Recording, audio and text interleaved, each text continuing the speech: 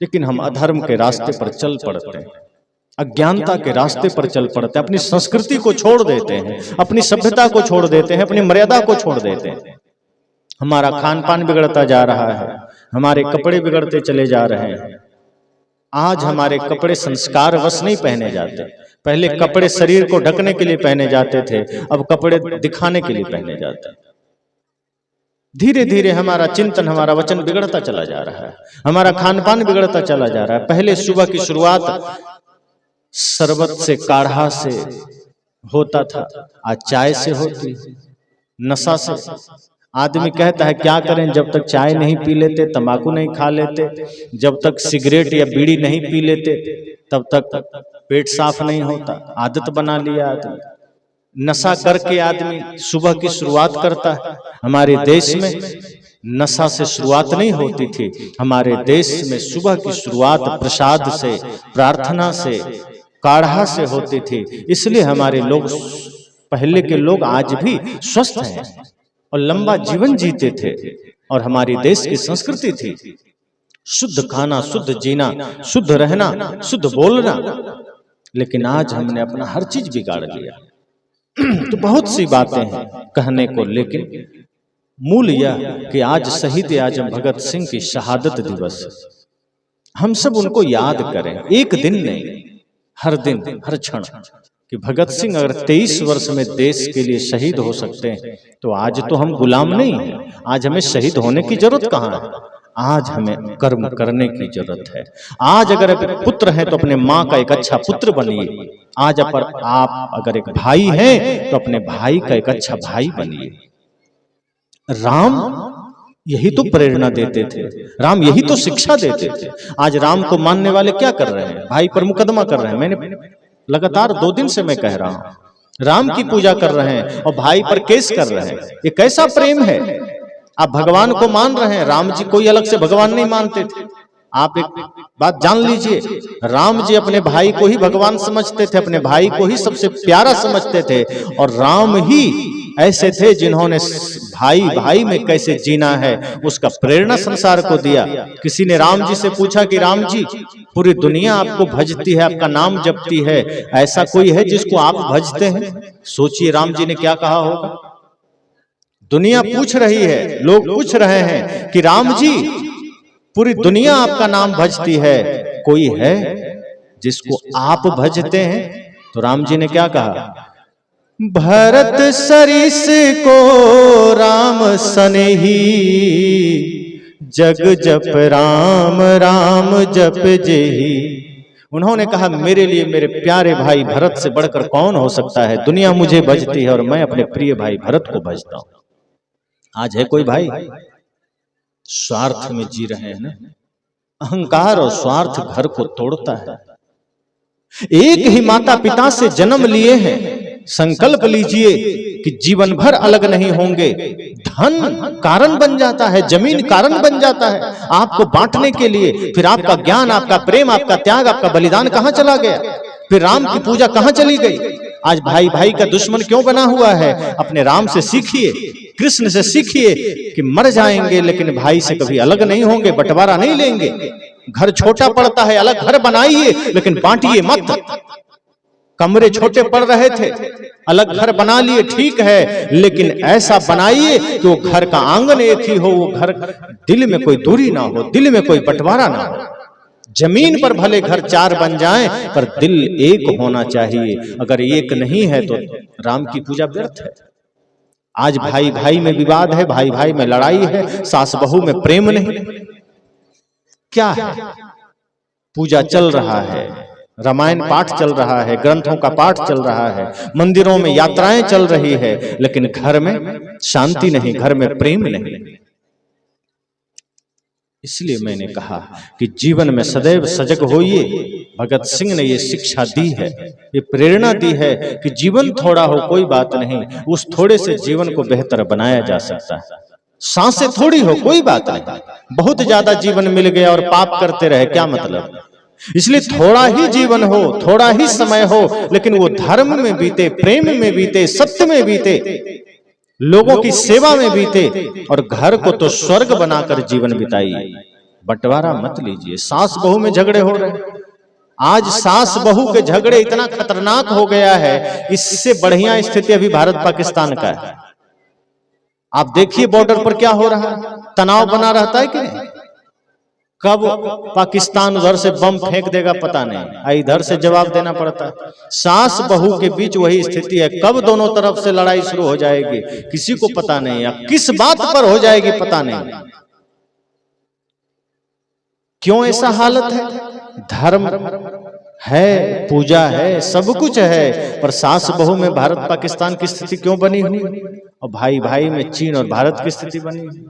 चीन भारत का जमीन हड़पना चाहता है, भाई भाई का जमीन हड़पना चाहता है, यही तो स्थिति। कहां बचा धर्म, कहां बचा संस्कृति, कहां बची मर्यादा? सारे भगवान, सारे महापुरुष हैं और हम पाप किए चले जा रहे हैं, हम अधर्म पर चले जा रहे हैं। हनुमान जी का लॉकेट गले में है और गलत काम किए चले जा रहे हैं। कहां बचा हनुमान की मर्यादा? इसलिए संतों ने कहा महापुरुषों को मानिए, पूजिए, लेकिन सोचिए कि जीवन थोड़ा है। थोड़े से जीवन को अधर्म में नहीं बिताना है, पाप में नहीं बिताना है, भाई भाई में विरोध नहीं करना है, सास बहू में प्रेम से जीना है, भाई भाई में प्रेम से जीना है। अगर कोई दो चार बातें छोटी हो जाए, ऊंच नीच की हो जाए, सह लेना है, लड़ना नहीं है। आज तो लोग दीक्षा लेके झगड़े करते हैं, गले में माला ले लिए और लड़ाई छूटी नहीं है। एक पति पत्नी दीक्षा लिए गुरुजी से, गुरुजी से कहा गुरुजी दीक्षा दे दीजिए, गुरुजी ने दीक्षा दे दिया। गुरुजी से कहा मंत्र दे दीजिए, गुरुजी ने मंत्र भी दे दिया, लेकिन दोनों एक दूसरे से प्रेम तो था, धीरे धीरे स्वार्थ बस दोनों एक दूसरे से झगड़ने लगे। अब ऐसा झगड़ा शुरू हुआ कि पत्नी पति को, पति पत्नी को, दोनों एक दूसरे को बिना जब सुबह झगड़ा किए चैन नहीं, भोजन पचता नहीं था। एक दिन थका हुआ पति कभी भी आ जाए पहले तो पानी भी नहीं देती, कहती खुद से उठा के पी लो, खुद से ले लो, भोजन बना के थाली फेंक देती थी, सरकार ले लो खा लो, नौकर की तरह। पति भी सोचता चलो क्या कर रहे हैं, अब झगड़ा है तो क्या करें, लाचार है।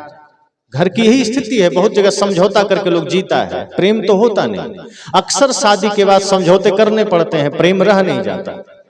तो पति पत्नी के झगड़े बड़े भयंकर रूप ले लिए।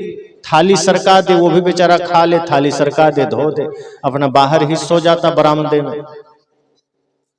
खेत से काम करके आता थका हुआ, सोचता पत्नी आए एक गिलास पानी दे, वो नहीं देती, वो कहती अभी हम टीवी देख रहे हैं, तुमको मन है ले लो, वो लेता बेचारा पीता।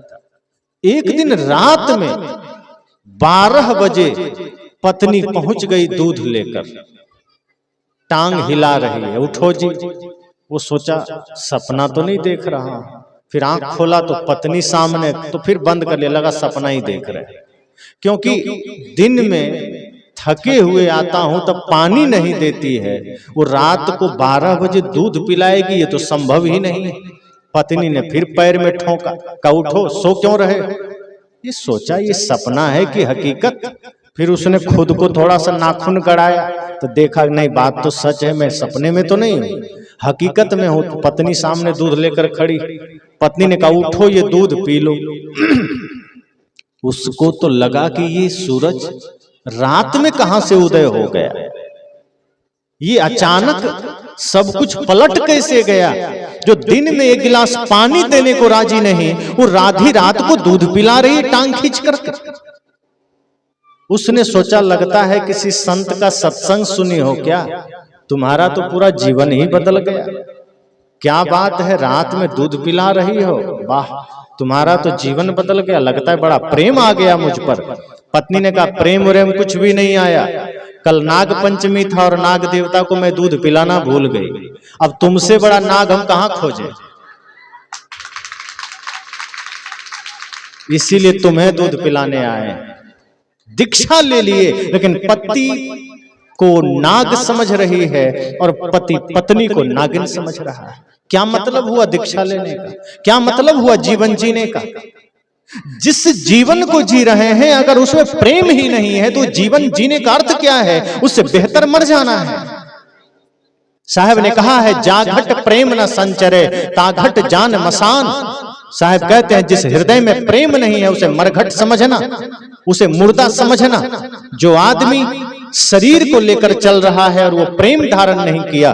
जो आदमी जिंदा है और जिंदा होते सत्य नहीं है, उसके जीवन में प्रेम नहीं है, तो वो मुर्दा ही है। ऐसे ही एक आदमी दीक्षा लिया, पत्नी से बड़ा प्रेम था शुरू में रहता ही है दिखावे का प्रेम, लेकिन स्वार्थ का प्रेम ज्यादा दिन टिकता नहीं, तो दोनों में बातचीत बंद हो गई। अब ऐसी बंद हुई कि पत्नी भी कुछ बोलती नहीं, पति भी कुछ बोलता नहीं, दोनों चुप। पत्नी को सब्जी मंगाना होता तो चिट्ठा लिख कर दे देती, ये सारा ले आओ। पति को कुछ कहना होता तो कागज में लिख के वो भी दे देता कि चलो ये ले लो। बोलता नहीं था, कुछ कहना हो तो लिख करके, लिखा पढ़ी चलता था दोनों में, मुख से कुछ बोलता नहीं था। तो एक दिन पति को कहीं जाना था, सुबह 4 बजे की ट्रेन थी। सोचा अब मैं तो जग नहीं पाऊंगा, मेरी नींद गहरी है, करूं तो करूं क्या। अब पत्नी को कैसे कहूं कि मुझे जगा देना, क्योंकि अगर मैं जगा नहीं तो ट्रेन छूट जाएगी। तो उसने तरकीब निकाला, उसने कागज में लिख दिया कि सुनो, कल मुझे 4 बजे ट्रेन पकड़ना है, मुझे जगा देना 4 बजे। और पत्नी के टेबल पर रख दिया और अपना निश्चिंत होकर सो गया कि सुबह तो पत्नी जगा ही देगी, क्या दिक्कत है, क्या टेंशन है, मौज में सो गया। सो के जब सुबह उठता है तो देखता है 5 बज रहा है। अब तो उसको काटो तो खून नहीं, ट्रेन निकल गया, टिकट बर्बाद हो गया। अब गुस्सा आ गया कि कैसी आदमी, हमने उसको लिख के दिया कि सुबह 4 बजे जगा देना, वो जगा ही नहीं। गुस्सा आ रहा है, सोच रहा है क्या करूं क्या ना करूं, अभी जाके गाली दूंगा, झगड़ा करूंगा। तभी नजर पड़ी टेबल पर, वहां एक कागज का टुकड़ा में लिखा था 4 बज गया है, उठ जाओ। तो कागज के टुकड़ा से उठेगा लोग? जो काम इसने किया वही पत्नी ने भी किया। ठीक है, तुमने लिख कर दिया कि हमें उठा देना, तो उसने भी लिख के दे दिया 4 बज गया, उठ जाओ। अब कागज में लिखा है तो कोई कैसे उठ जाएगा? कागज से आवाज थोड़े आएगी कान में कि उठ जाओ। ये तो मामला है घरों का, ये स्थिति हमारे घरों का है।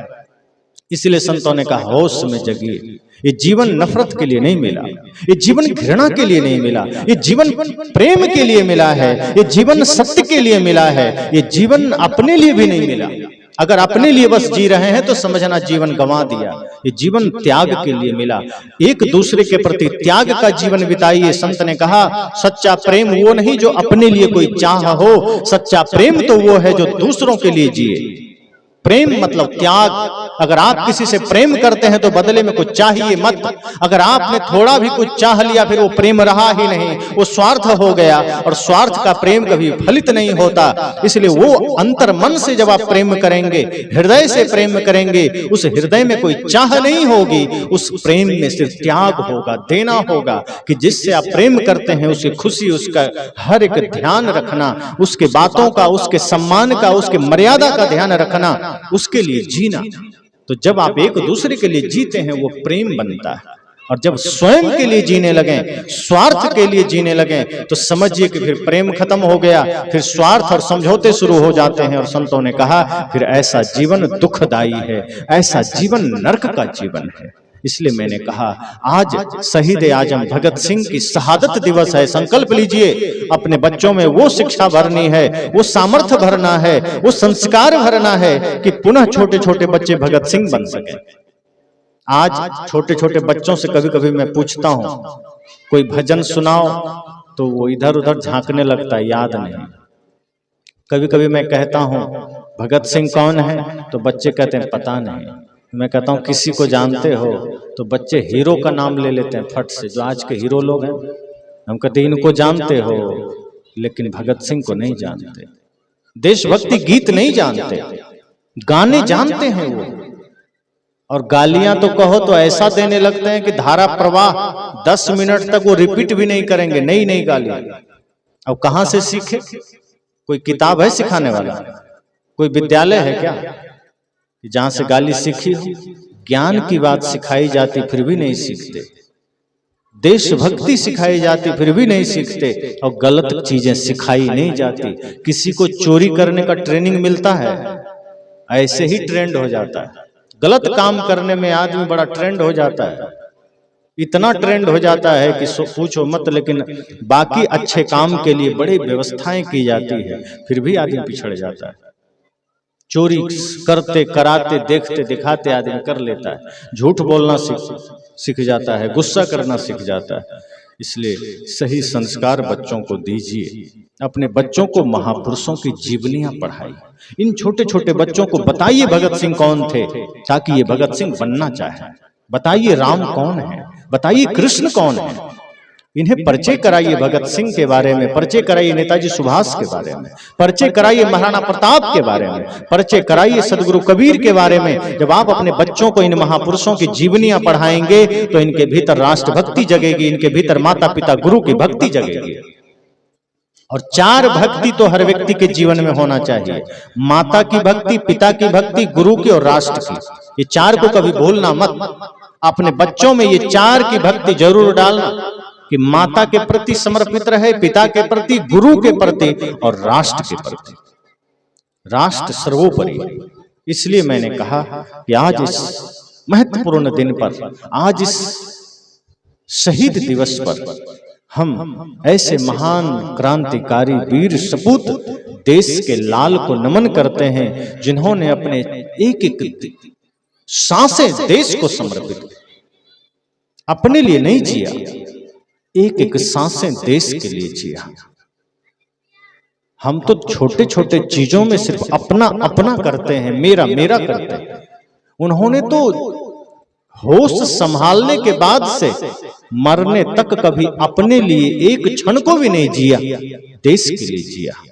इसलिए ऐसे महान सपूत को नमन करें और ऐसी ही प्रेरणा अपने बच्चों में दें, अपने आने वाली पीढ़ियों में दें, अपने समाज में दें, अपने जीवन में लें कि मुझे भी भले ही थोड़े दिन की जीवन मिले, थोड़े दिन की जिंदगी मिले, थोड़े दिन के सांसें मिले, लेकिन हम उन सांसों से कभी पाप का काम नहीं करेंगे, उन सांसों से किसी का दिल नहीं दुखाएंगे।